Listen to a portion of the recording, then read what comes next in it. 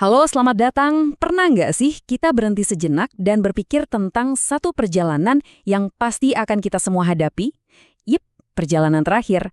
Nah, hari ini kita akan coba bedah bareng-bareng sebuah topik yang universal banget ini dari sudut pandang sebuah khotbah yang mendalam. Gimana sih cara kita mempersiapkan bekal untuk perjalanan itu?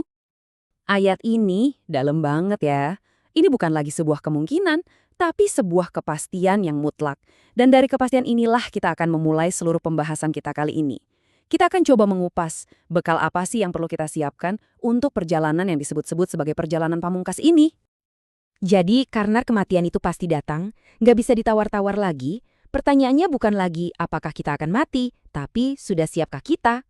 Nah, sumber yang kita bahas ini menekankan fokus kita seharusnya geser bukan ke kematiannya, tapi ke persiapan bekal untuk menghadapinya. Konsep bekal ini menarik banget dan kita akan dalami sama-sama. Oke, biar lebih terstruktur, ini dia agenda kita. Ada 4 poin utama yang akan kita bedah yang diambil langsung dari inti khotbahnya. Kita akan lihat satu persatu, mulai dari dasarnya sampai ke hal-hal yang lebih praktis dan bisa kita terapkan. Oke, kita mulai dari yang pertama. Perjalanan yang tak terhindarkan. Nah, penting banget nih untuk kita luruskan dulu. Ngomongin soal kematian itu tujuannya bukan buat bikin kita jadi pesimis atau murung, sama sekali bukan. Justru sebaliknya, menurut khotbah ini, kesadaran akan kefanaan itu adalah motivator terkuat biar hidup kita jadi lebih punya arti. Terus, kenapa sih banyak orang yang kadang-kadang ya lalai gitu lupa sama persiapan ini? Nah, khotbah ini menyoroti dua penyebab utamanya. Pertama, karena keyakinan akan akhirat itu mungkin belum begitu kokoh. Dan yang kedua, karena tumpukan dosa yang bikin kita jadi ya berat buat mikirin itu. Jadi, keyakinan yang mantap itu ibarat bahan bakar utama buat kita terus bergerak mempersiapkan diri. Oke, setelah kita paham fondasinya, sekarang kita masuk ke langkah yang lebih praktis. Bagian kedua, membersihkan nurani. Ini soal gimana caranya kita menyelesaikan urusan-urusan masa lalu. Jadi nggak cuma teori, tapi benar-benar aksi nyata untuk memperbaiki kesalahan, baik itu urusan kita sama Tuhan maupun sama sesama manusia.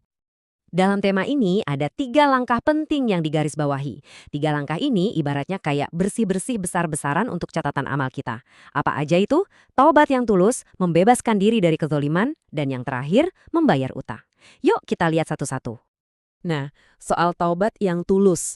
Ini bukan sekedar bilang maaf terus selesai loh. Taubat di sini adalah sebuah proses perbaikan yang aktif. Jadi ada aksi nyata buat jadi lebih baik di sisa hidup kita. Ada sebuah nasihat indah dari ulama Hasan al-Basri buat seorang bapak berumur 60 tahun. Beliau bilang, perbaiki sisa hidupmu, maka Allah akan mengampuni dosamu yang telah lalu. Keren banget kan? Fokusnya ke depan, ke perbaikan. Lanjut ke poin kedua, soal membebaskan diri dari kezoliman atau kesalahan kita ke orang lain. Nah, ini ada contoh yang luar biasa banget. Di khutbah terakhirnya, Nabi Muhammad sampai menawarkan punggungnya sendiri buat siapa saja yang merasa pernah dizolimi untuk membalas.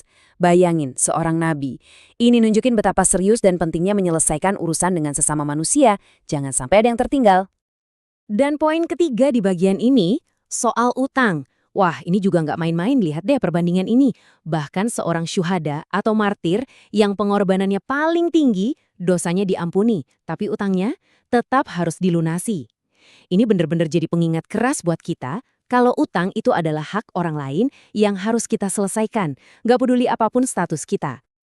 Oke, kalau tadi kita fokus membersihkan masa lalu, sekarang kita geser fokusnya. Kita lihat ke depan. Tema ketiga, meninggalkan warisan abadi.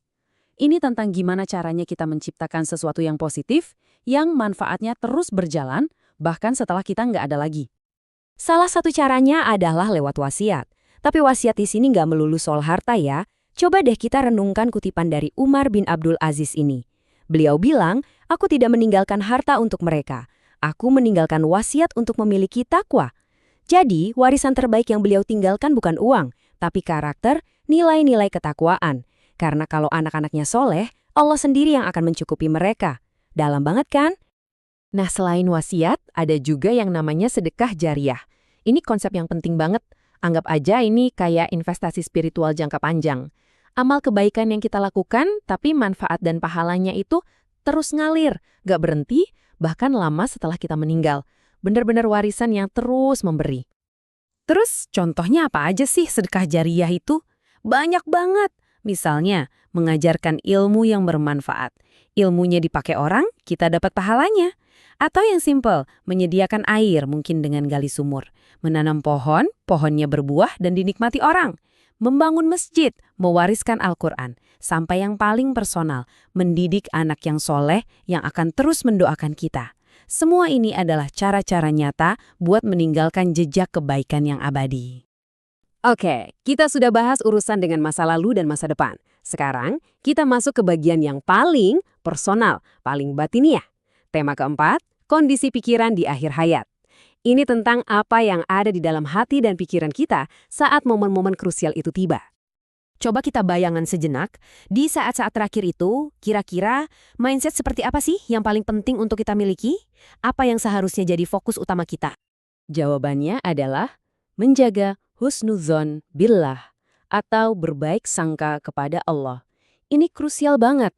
Khotbah ini mengingatkan, di saat-saat genting itu, fokus kita harus pada harapan akan rahmatnya, bukan malah meratapi dosa dan kesalahan masa lalu. Kenapa? Karena saat itulah setan akan datang dan mencoba membuat kita putus asa. Jadi kuncinya adalah harapan. Dan ini ada nasihat praktis yang bagus banget buat kita semua.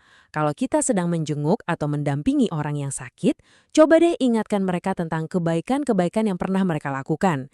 Tujuannya apa? Untuk menumbuhkan harapan dan pikiran positif dalam diri mereka. Ini cara kita membantu mereka untuk tetap berbaik sangka pada Tuhan. Selain berbaik sangka, ada juga soal menjaga lisan. Ada kisah yang luar biasa dari Imam Ahmad. Saat beliau sakit keras, beliau diingatkan kalau bahkan suara rintihan kesakitan itu dicatat. Mendengar itu, apa yang beliau lakukan? Beliau memilih untuk menahan sakitnya dalam diam. Luar biasa. Ini mengajarkan kita tentang pentingnya kesabaran dan sebisa mungkin menghindari keluhan, karena itu bisa jadi tanda kita nggak ridho sama takdirnya. Oke, jadi kalau kita rangkum, ada 3 pilar utama persiapan nih. Pertama, bereskan urusan masa lalu dengan membersihkan nurani kita. Selesaikan urusan sama Tuhan dan sesama. Kedua, bangun masa depan dengan meninggalkan warisan abadi yang bermanfaat. Dan ketiga, yang gak kalah penting, kelola kondisi batin kita, terutama dengan menumbuhkan harapan dan menjaga ucapan. Nah, pada akhirnya, semua persiapan ini sebenarnya bukan cuma soal persiapan untuk mati kan, tapi ini adalah cetak biru untuk menjalani hidup yang lebih baik, yang lebih bermakna sekarang.